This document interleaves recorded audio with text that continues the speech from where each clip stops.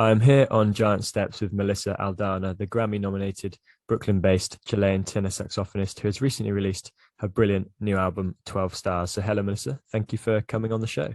Thank you for having me. To go straight into the title of the record then, I read that 12 Stars is a reference to the symbolism and tradition of tarot. So could you tell us a little bit about this and how tarot influenced the creation of the album?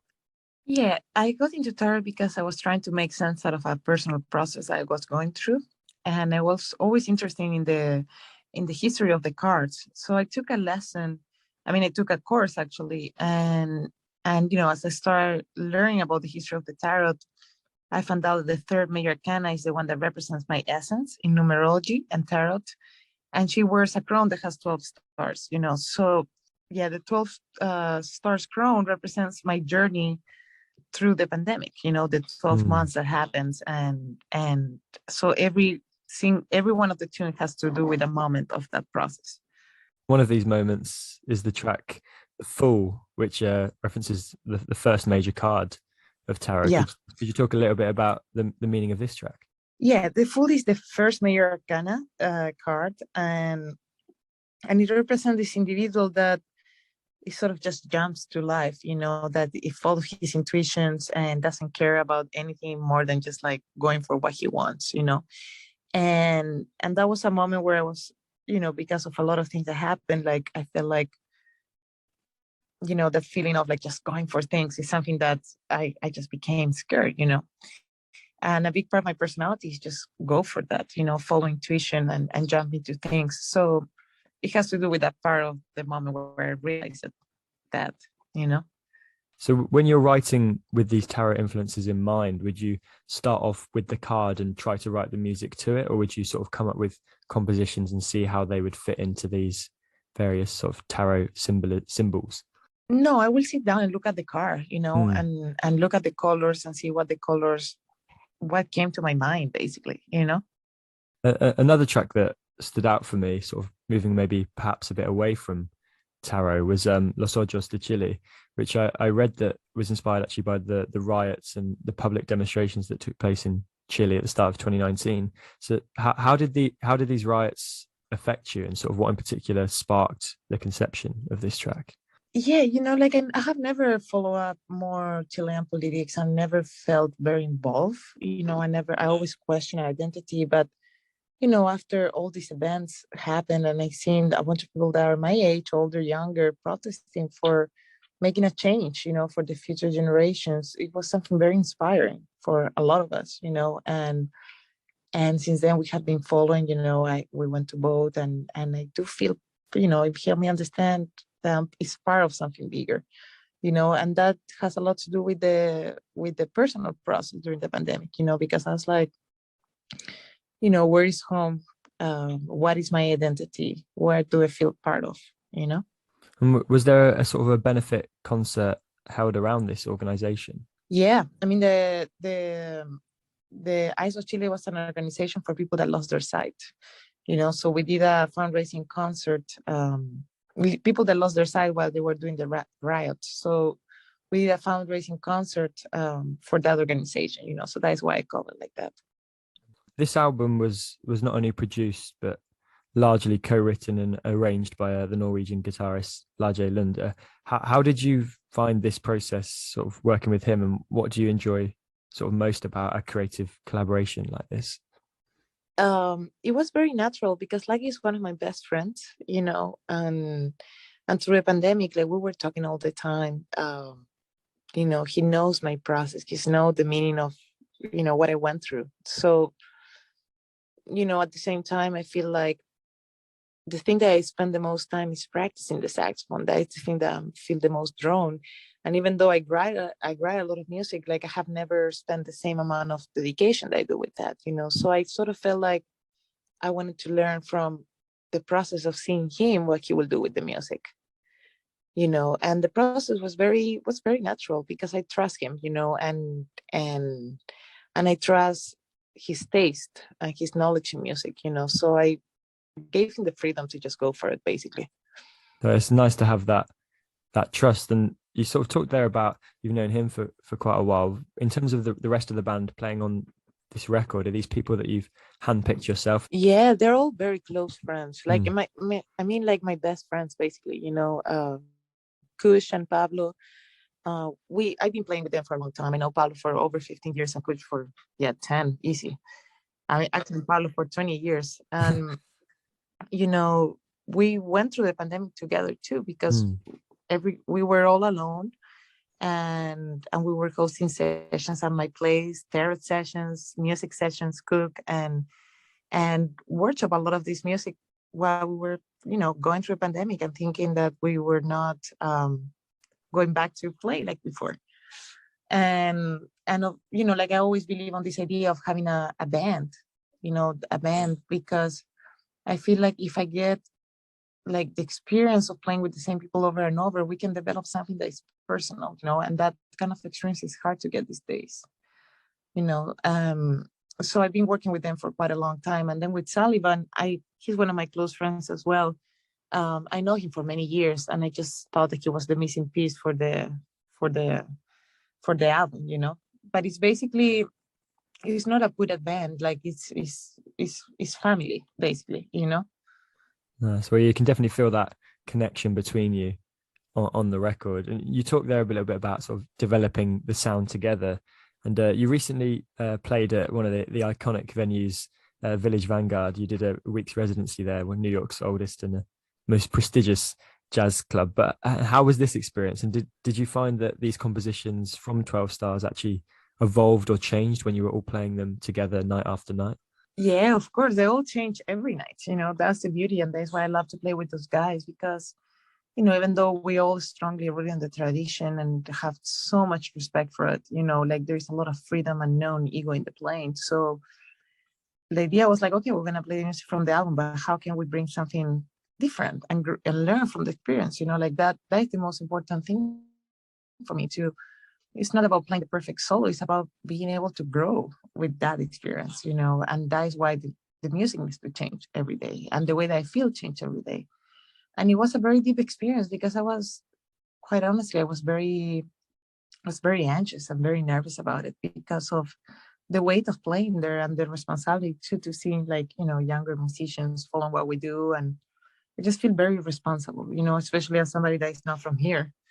But once we step into the stage, it was just so magical, like I was able to play without a microphone and hear a lot of years of practicing, just just for 1 week of concert, and the energy of the place is so beautiful, and when we were there, knowing the history, like I know Pablo since I moved to New York, so he used to do the gigs with me, like for door gigs, and the same with Coach. And I was like, wow, guys, this is family and we're here together, so everything sort of came together. It was a very spiritual and a magical experience, very inspiring. That's definitely sounds a very beautiful collective experience, that. And you sort of said about how you practiced just for this week's residency, but you've now got obviously a big European tour coming up in April where you're stopping off at venues like Ronnie Scott's in London, other iconic venues. Then you're also heading out to play Love Supreme Festival in Sussex in July alongside Ezra Collective, Mulatto Stake, Erica Badu, among others. Are you excited for this tour and then these festivals? And do you find actually that your approach to playing festivals differs to the way you'd approach a gig perhaps at the Vanguard? Um, actually my approach is never different. I mean, and the practicing is not just for the Vanguard or this tour. The practicing is just like the constant search so I can take advantage of this opportunity, but like the way that I play is the same in a festival, in a small room, or in my place, or in a jam set. Like I'm just trying to share a moment with everyone. A moment that is just being present. And so for me, besides the fact that it's a bigger stage or it's outside of the sound, like the musical mindset is absolutely the same every time we play. Nice. And we talked a little bit about sort of iconic venues that you have played and you are going to play, and there's sort of going from iconic venues to perhaps iconic record labels now. This is actually the first album that you've released since signing with Blue Note Records. How special is it for you to be on such an iconic and historic label such as such as this? It's a big responsibility, you know what I mean? Because I have learned so much from the albums and the music that was released on the label. So being part Mm. of the legacy makes me feel just responsible, you know, to keep trying to find something, you know. Um, and it's very inspiring at the same time, you know, to be able to get the sort of support and recognition from a label like that, you know. It was recently International Women's Week, of course, and you're one of the many brilliant female jazz instrumentalists sort of leading the way in the genre at the moment. You're also part of Artemis, that all-female jazz multinational collective. Could you talk a little bit about this and sort of as well as the progression that has occurred in jazz in terms of sort of female representation, in terms of getting sort of female names on record labels like Blue Note? Yeah, I think that it's definitely the awareness is growing. You know, like I always have a hard time understanding until I joined Artemis, but I learned so much from being around Renee Ross and Ingrid Jensen, you know, people that have Mm. paved the way for me to not go through a lot of things, you know. So it created definitely like an awareness that I didn't have before. And also the fact that, yeah, I go to Jazz Festival and I'm like, yeah, I'm here. They have females, but I'm the only female, you know what I mean? Or like, you know, just my even as at MEC where I teach, like I see around and it's like most of my students are a lot of my students are guys. And I have students that are female and they're great, you know. So I think that like being a role model to me, that is part of why I feel responsible, you know. Because, you know, if Sonny Rollins was a female, I will totally be into Sonny Rollins, you know. So I feel like I never had a role model in that sense. And seeing the students and younger kids, also females and guys, but helping to understand the importance of being strong, you know. And I think that while it's important to create awareness and create more opportunities, the quality of the music has to be as important, you know. So I'm trying to to be a role model in that way, you know, without having to say, "Oh, I'm a female." You know what I mean? Definitely. Well, I think your music definitely speaks volumes in that sense. And then hopefully sort of indirectly through hearing your music and seeing you sort of on these magazines and these festival bills, you will hopefully inspire even more female artists to pick up the instrument heading to jazz. Thank you. But yeah, to go back in time a little bit now, then sort of how did you actually first pick up the saxophone as an instrument back in Chile? I know that your dad was also a saxophone player. Was it predominantly inspired by this? Yeah. So I grew up seeing my father practicing and teaching all the time, and my grandfather as well. So and my father became my first teacher and my main teacher, like the most important one, you know, like he taught me how to practice. He was deep into tradition and music. And so I grew up basically not in a Chilean culture, but in the bubble of my dad, on the music that my dad used to love. Was he a good teacher? He was a good teacher, you know, like I'm sure he was pretty strict, you know, like we used to practice 7 hours a day, Oh my. every day. But I don't have any memories of that being forced, you know, like I have Hmm. memories of the process as something fun, you know, and that always stood with me. And to these days, I think that like that is the most valuable thing that I have learned through all these years, you know. It's just like having the tools to know how to practice and understand how is the process. So you mentioned earlier you teach as well yourself now. So is this a sort of a philosophy you pass on to your students as well, sort of teaching them how to practice their own instruments? Absolutely, you know, like it's hard for me because now I have like, you know, 80 students. I have to see them 7 times a semester, and they can all play, you know what I mean? So I feel like it's not my place right now to go and be like, transcribe one more solo, transcribe this, you know. My place is to like teach them how to think, you know. They're Mm. closer to my generation, and it's like, yeah, your teacher is telling you to transcribe this, but like on the side you should be checking the things that you want to do, you know.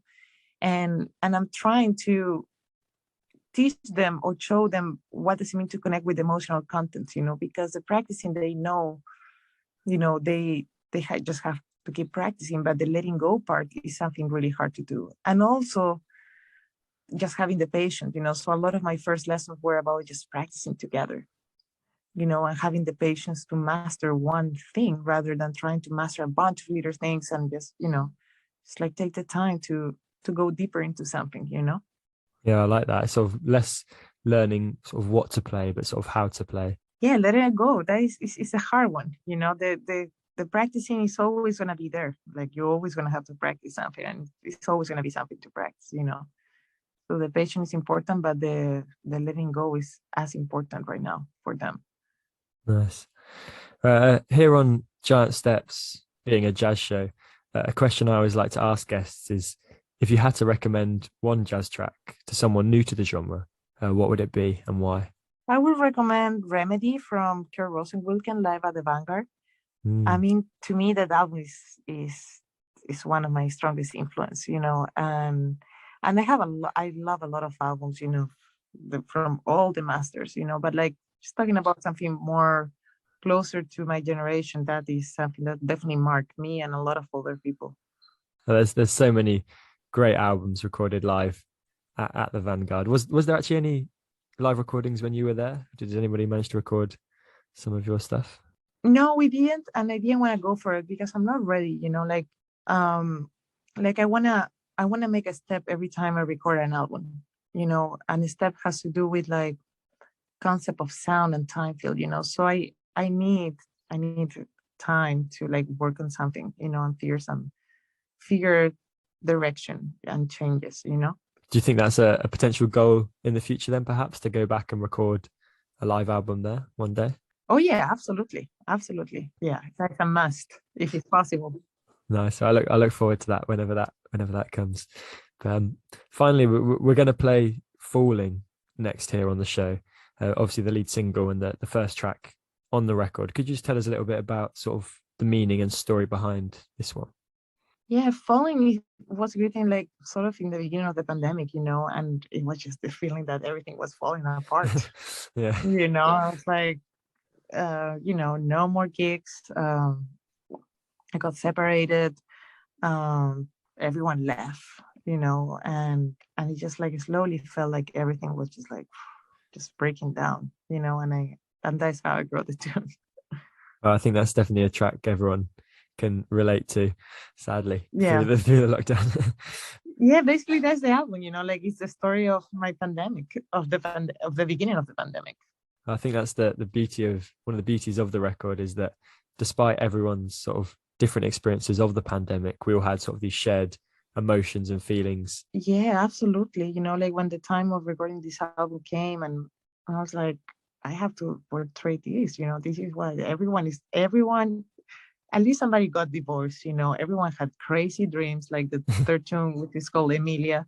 Um, so I think that it's important to be it's important to have human connections. Like I think that is one of the things that I can appreciate the most from the pandemic, like human connections, and friendships, and what is home, and having that solid foundation. So um my way to find human connection through my art is just like expressing my own story, during the time period where we all struggle with the same. Doesn't matter the gender or where you were from, or like everyone experience in one or another way the same thing.